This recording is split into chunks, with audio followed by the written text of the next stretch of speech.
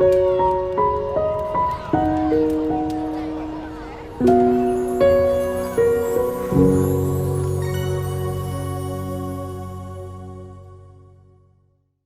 morning, everyone, and thank you so much for taking time out of your morning to attend.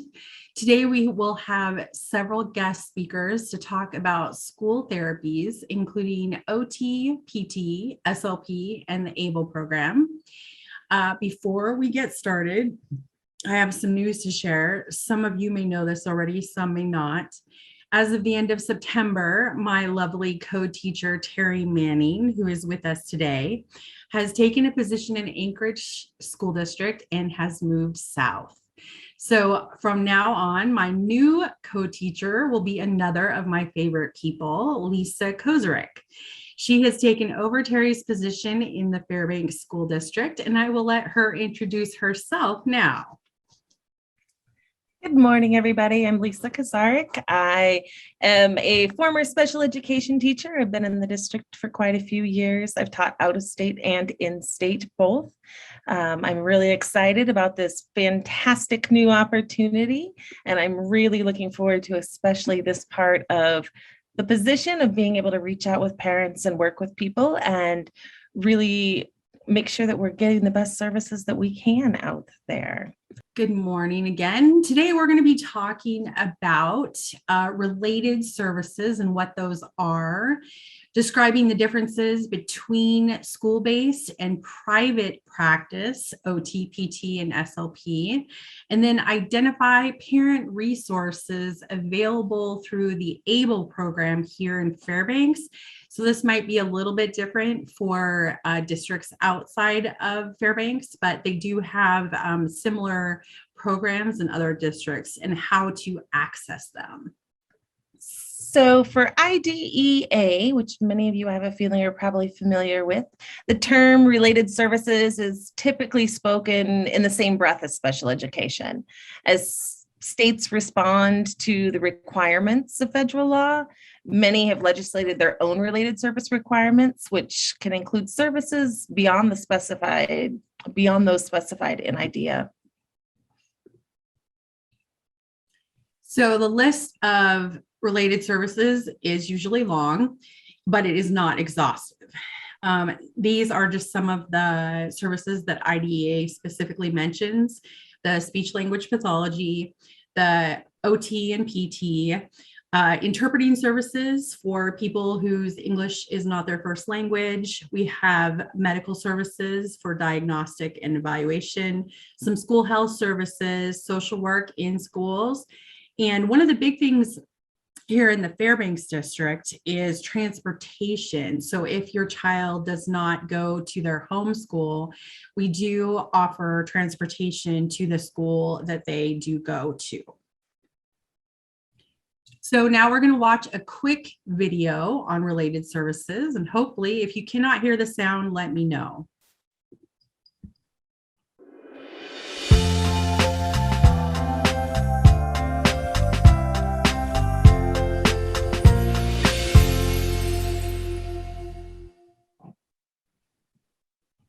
When you hear the term related services, it actually means those services which are related to your child's individualized education program needs. But for further explanation of related services, Jen, give us a little rundown on it. Sure. Well, the IDEA, the federal law, defines related services in a very comprehensive way. Yeah, almost too comprehensively for us to go into right now. There are some very common related services that parents should become familiar with, knowing that the list is pretty long. Exhaustive. And there are going to be some services that certain children need that others don't. But the most important ones to think about that most kids are going to need: transportation. It's the first thing listed, okay? And it's basically what all related services are about, is those services that are necessary to enable the child to access their special education and to benefit from their special education program, right? If I could stop you there, sure. Just talking about transportation, often I've had a conversation with parents where they'll say, well, if the school does that, do they have to get my child there?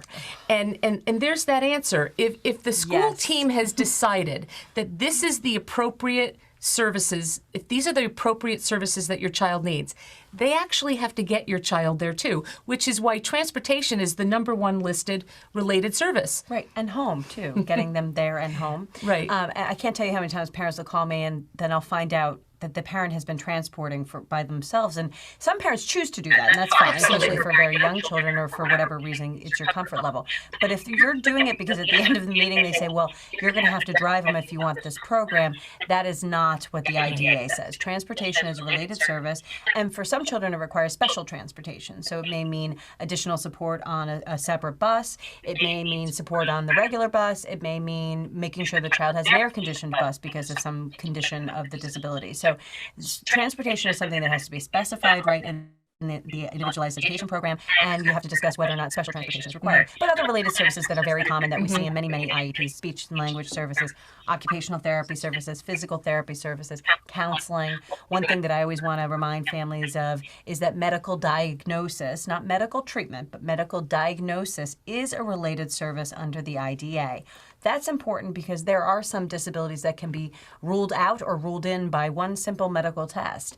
And if your insurance doesn't cover it, you don't have insurance, you're in a position where you have no idea whether or not your child has this disability, and you turn to your school district and say, well, we may be designing a very different program for this child if we know that it's this disorder versus this disorder, or that it's not that, then that medical diagnosis is in fact a related service under the IDEA. Not medical treatment. That is not within the special education laws, but medical diagnosis is.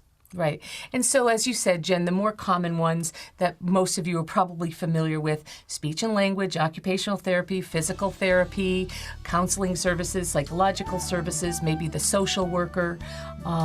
These are your typical related services. And with that, I would like to introduce one of our Fairbanks speech and language pathologists, Megan Bennett. Hello, my name is Megan Bennett. I'm a speech language pathologist at the Fairbanks School District. Okay.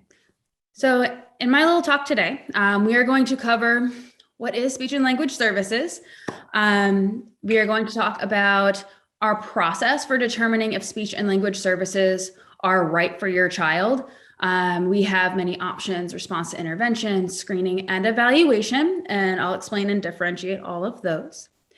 And finally, I will discuss the difference between private speech and language services and speech and language services that are provided in the school district.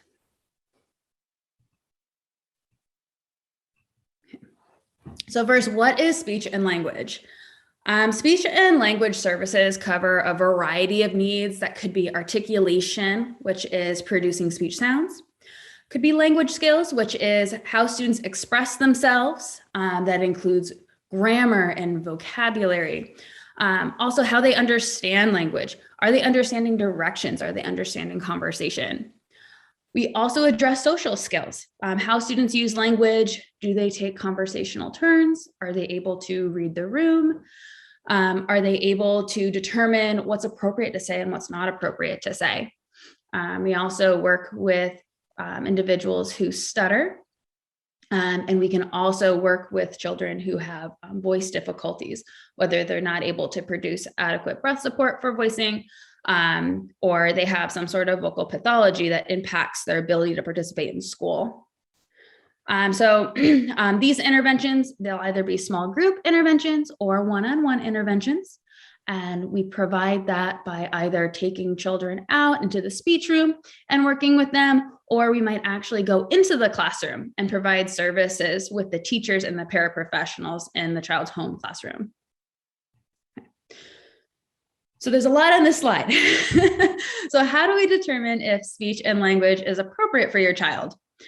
So first, I'm going to talk about articulation services in the elementary classrooms, because that's a little different from language, fluency, voice, and social skills, and is also different from the articulation process in the middle and high schools. So for articulation at the elementary level, a classroom teacher or a parent would report to the speech pathologist that there are concerns about a child's speech skills. And they're concerned about how it impacts the child's school performance. The speech pathologist will then discuss this difficulty amongst the child's school teachers, paraprofessionals, and parents. And they can come up with some interventions to support the child in the classroom. Another option is to try a response to intervention group. And what that is the child is put into an articulation group with their peers for about 8 weeks. And the speech pathologist will chart the progress over 8 weeks. At the end of that 8 weeks, the speech pathologist will check in with the teacher and with the parent.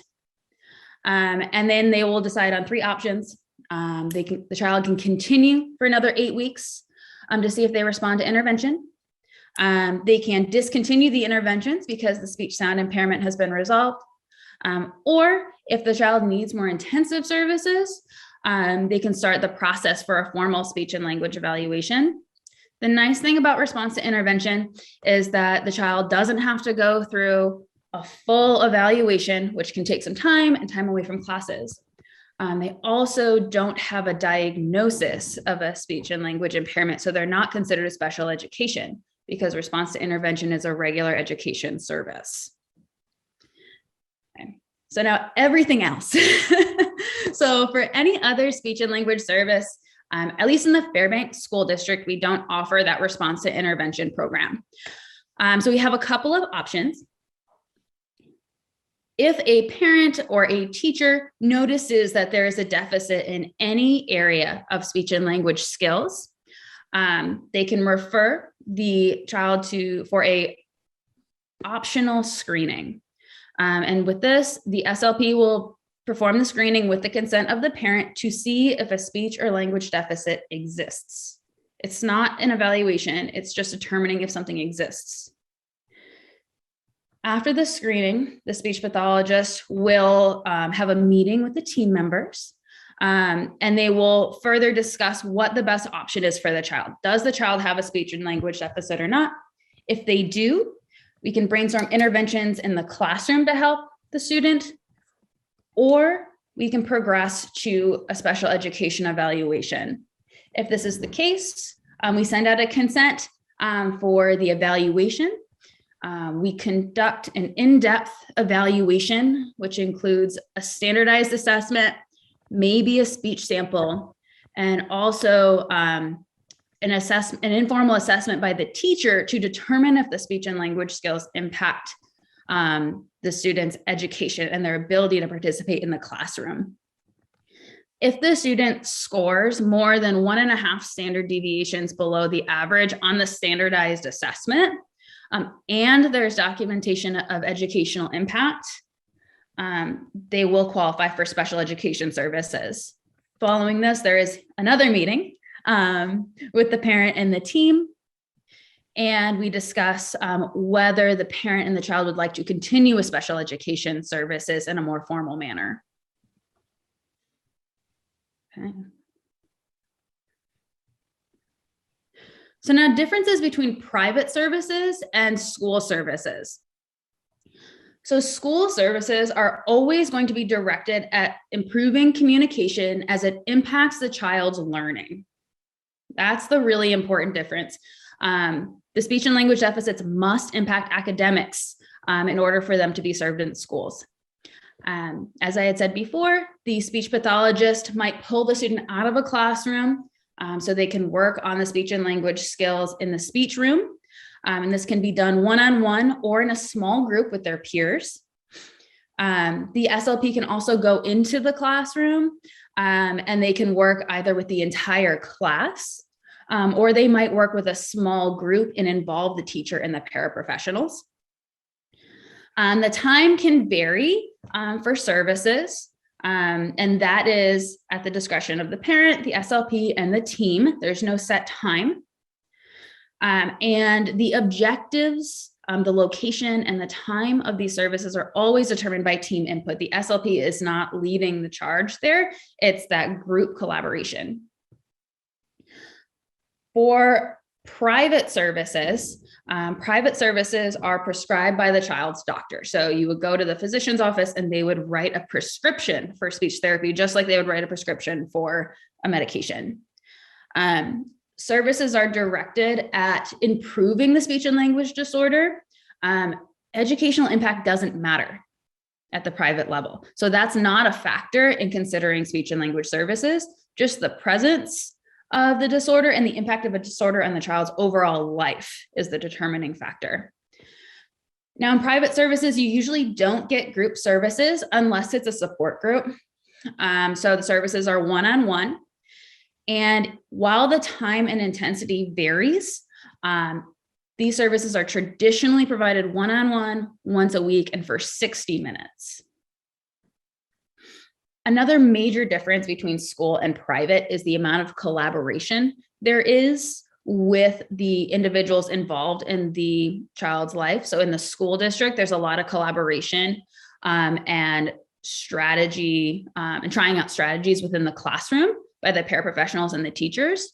So you have that carryover of those speech and language services in the school, whereas in the private clinic, there is that limited communication. And so the speech pathologist would communicate with the parent, but there's not as much discussion with the school and the team and the paraprofessionals.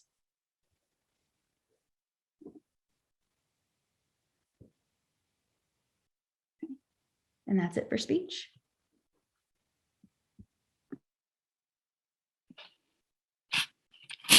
Cool. I can just go ahead and go right into Thank you, Megan. So now we're going to talk about school-based physical therapy with Miss Hannah Murray. Hey there, everybody. My name's Hannah. I'm also a itinerant physical therapist in the Fairbanks School District. This is me and my dog. I got to put a picture of him wherever I can, Hank. So today we're going to talk about what are pediatric physical therapy services, and again, the main differences between school-based and outpatient services or more community-style physical therapy services, and then again, how we determine if a student's eligible for those services.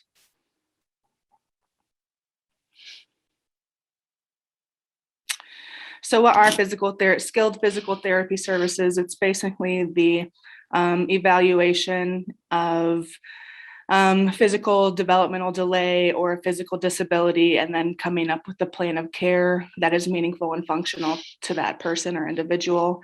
It can include anything from, direct services to education with the caregivers, the family members, or in the educational setting, the teachers and the classroom staff. We can do direct, basically focusing on big gross motor body movements, functional mobility, so what it takes to be mobile throughout the school day, and for individuals who are unable to move, their positioning programs. So physical therapy, from a big broad spectrum, we start working mainly on gross motor planning. So the skilled practice or part practice of basic functional mobility. So stair climb, what does an individual need to go up and down stairs? What does an individual need to stand up from the floor? What does an individual need to carry around their items that they're going to be carrying? Motor planning, and even in the pediatric range, thinking about things that the student might need in recess or on the playground. So being able to move their body on the playground, up and down the playground equipment, in our case, in all of their snow gear in the icy, snowy climates. And then again, for those students who might not be able to move themselves or don't have the potential to gain movement or mobility, would be working on more positioning programs and the management of their equipment. So upkeep of their wheelchairs or their braces or their standing frames or any adapted chairs they might need. And again, one of the big components of physical therapy services, the education for the caregivers or anybody that might be involved in that students' or patients' lives. So in the school setting, these are things that we work with very, very commonly. A lot of the kids who are delayed with their mobility or physically disabled will have different kinds of braces or orthotics that they'll use part-time or whole time throughout their school day. So the student will need to be independent, or the classroom staff will need to help with using those pieces of equipment and those braces. So that's where I come in to help train everybody.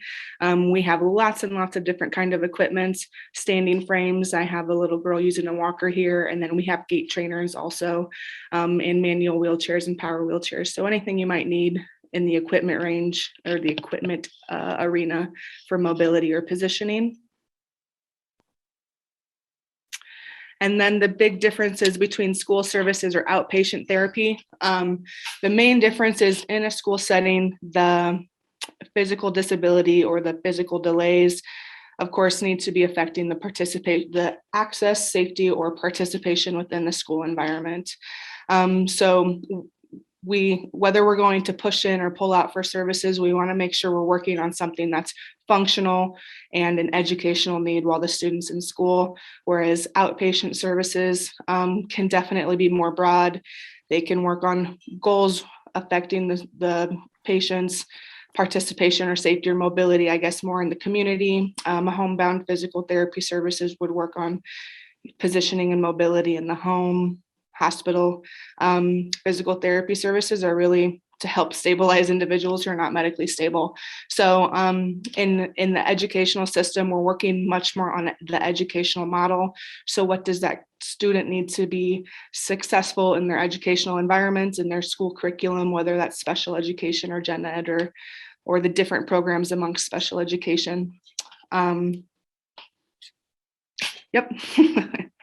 And then again, we have a lot of overlap. So a student who is delayed in their mobility or is physically disabled is going to be affected in all of the community, the school, and the home.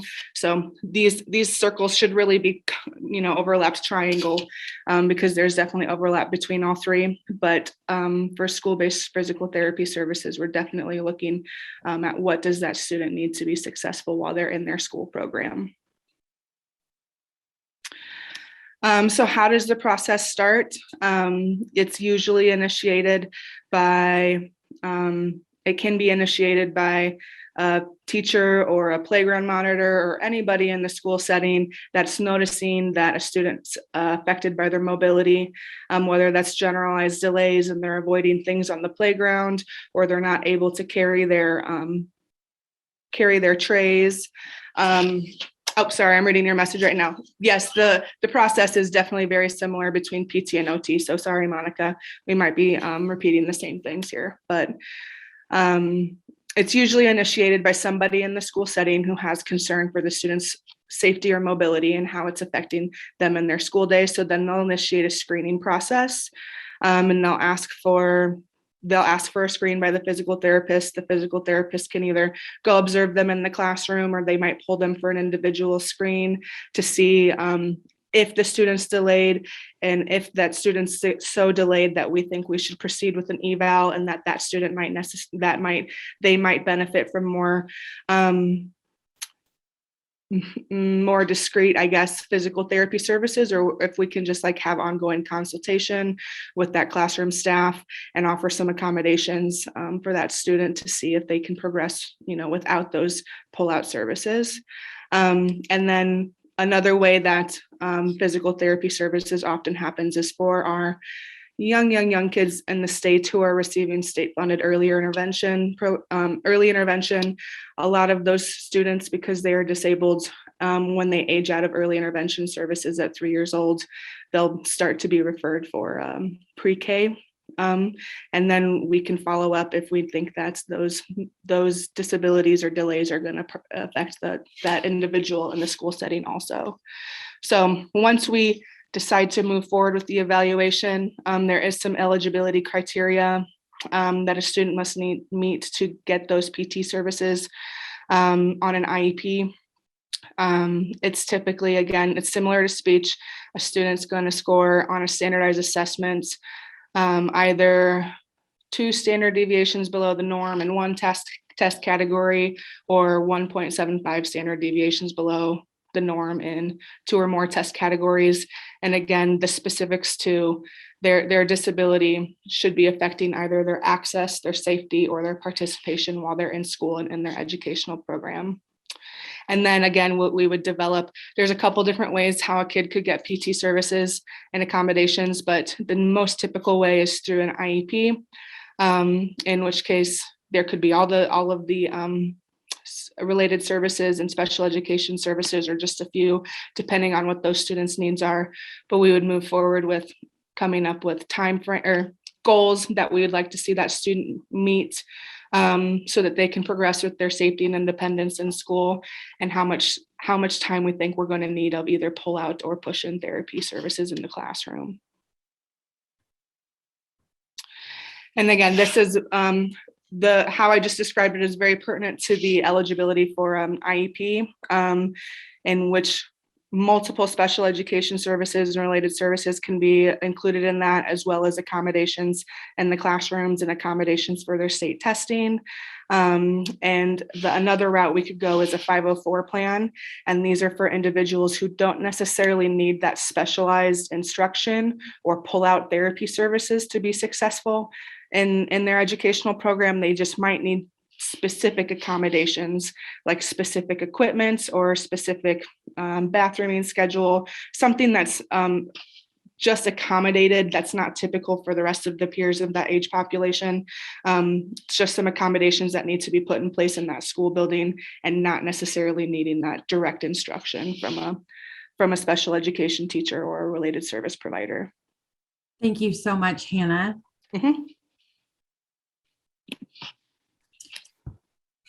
Had to unmute myself. Now we're going to move on to occupational therapy services. And we have the lovely Miss Monica Cooley. Hi there. This is me with blonde hair, and now I'm a brunette, or trying to be. Hannah and Megan did an awesome job explaining a lot of the things that overlap between all three services. So I'm going to try not to copy that. So if I leave something out, just go ahead and add in the chat box if you have a question. So if you want to go back, I'll talk about what OT is. It's a pretty broad profession. It's an amazing profession. I always like to say skills for the job of living. So occupation, anything we do. So then, of course, school-based OT it has to impact their educational participation and or performance. So we're a little bit more limited to really looking at what a student needs, because they want to be in the classroom and we want them to learn to the best of their ability. So while there's lots of things that OT covers, and I think parents often have questions of why we're not doing more sensory-based things in the classroom and what have you. It's because we're really looking at that child as a whole, and that fine line between what is needed for that educational participation and what maybe is more beneficial to receive those services in a private setting. Okay, so we talked about before that the medical and clinical side of OT requires that physician prescription, and then they can take that to the clinic of their choice, or whatever their insurance covers, things like that.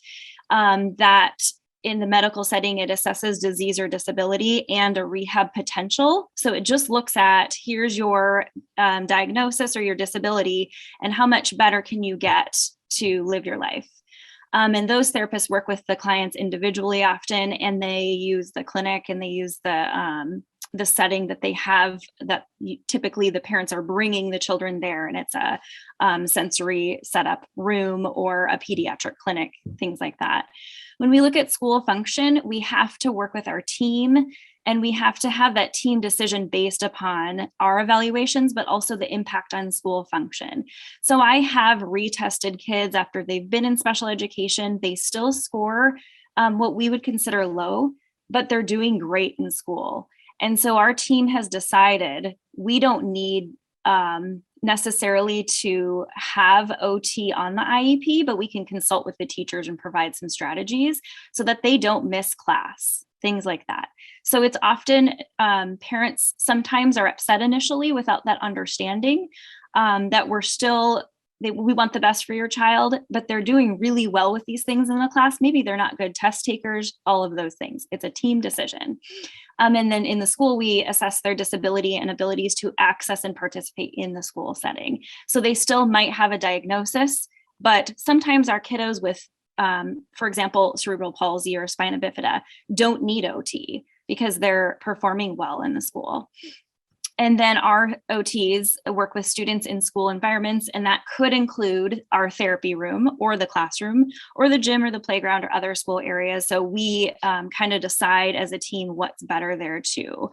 We could put on their IEP that we're only going to push in. We could decide they need to gain a lot of skills, so they need more one-on-one in the therapy room. And then we collaborate a lot. I love working with speech therapists. I love working with PTs. It's awesome because often some of our students with lots of needs, they need even postural support. They need help positioning themselves. And then how am I going to work on something functional if, I don't know if they should be sitting up with support. So working with Hannah or Megan to decide how to provide services and work on a functional task in the best way we can. So I've worked with speech before. If a student has a communication device, sometimes I forget and their device is across the room because I'm trying to do a motor task. So asking speech to help me incorporate that communication device into my session, or PT to help stabilize posture or tell me if they should be tall kneeling, or if they should be on their stomach and prone for this activity. That's very helpful too. So we work a lot with each other. We call each other, we email each other, and it's definitely a team process for these students. Thank you, Monica. You're welcome. And so we also have what's called the ABLE program here in Fairbanks, particularly the Autism and Behavior Educational Liaisons. And Pat Turner was scheduled to be our guest speaker, but she wasn't able to make it. So Lisa is actually going to walk us through this part of the presentation. So as Anna stated, we have what we call our ABLE program here in Fairbanks.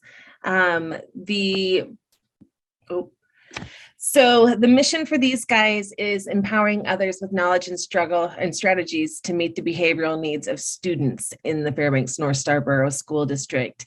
Behavior is one of those things that can definitely adversely affect students' ability to be successful in the classroom. And this particular group of individuals is able to come in and work in the classrooms along with the teachers and come up with a plan for making students successful. So one of the concerns and things that ABLE looks at is the child able to do the basic learn to learn skills? Are they able to attend? Where are the behavior struggles for this student? Because if a student cannot attend to what is going on due to their behavior, gaining an education is a very, very difficult thing for these kids to be able to do. So we go ahead and service the students, the parents, and the school staff through this particular program. ABLE is definitely there to do what we can for our students and make their experience in school and education as enriched as possible. And that might be a few supports, that might be having someone with different items that they can have around. We have a large variety of strategies that we work through. We can go to all different kinds of classrooms. So we're not just focused on just like our self-contained classrooms, but we look at everything. So self-contained might be our IR classrooms, our intensive resource, or our ER, our extended resource. But they also look at the early learning, the pre-K program. They can come into the resource and look at resource students if needed. And they can also assist in related services if there is a behavior that is causing a related service to provider to have a hard time providing their service to the child. They have a huge amount of resources that are there. They have what's called the ABLE Lending Library. There's over 400 titles in that library of mixed things. Some of them are curriculum items for students in social, emotional, or behavior areas, and some of them are resources for teachers and parents. So that is a huge benefit to the district to have such a large collection of social, emotional, and behavior materials. They offer training We do a lot of district-wide training and professional development through this particular program. They do school presentations and will come in and talk to schools one-on-one, say at a staff meeting or something of that sort.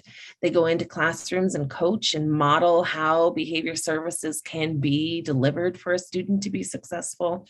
And if parents have concerns, they're willing to meet with the parents as well and consult and see what they can do to help from that angle as well. Students do need to be referred to this particular program by either a teacher or a parent who feels the child is struggling behaviorally in the classroom.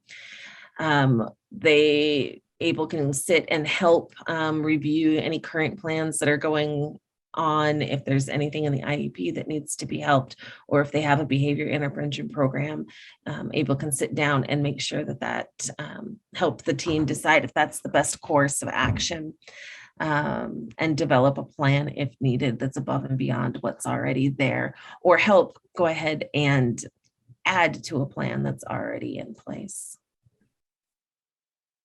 So these are just a few of the items that we have. The Superflex program, kids seem to love this one. It spans across many ages. It's comic book characters and how they relate to life. Kids seem to really love it. We do have a lot of items from a place called Autism Partnership. The Work in Progress book and video series is something that is an ABA based resource that we have if people are interested in that. We do have basic just social books you can see on the bottom, books that can be read to kids or read with kids, or kids can read independently, that talk about how you are to behave appropriately through a more fun manner than just saying, hey, I want you to do this. And then of course, for those kiddos that need the more interaction, we do have materials that are both paper-based and computer-based. Some of our kids need that video interaction and go ahead and gravitate towards that method better.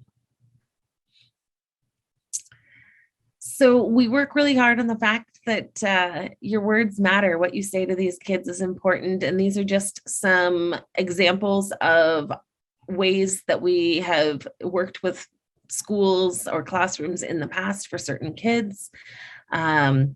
You can see we've got the Lego characters, that explain on one side how the kid is feeling, if they're furious, engaged, or upset, and then give a response like what they can do. Sometimes making those visual reminders for a kid is all that they need.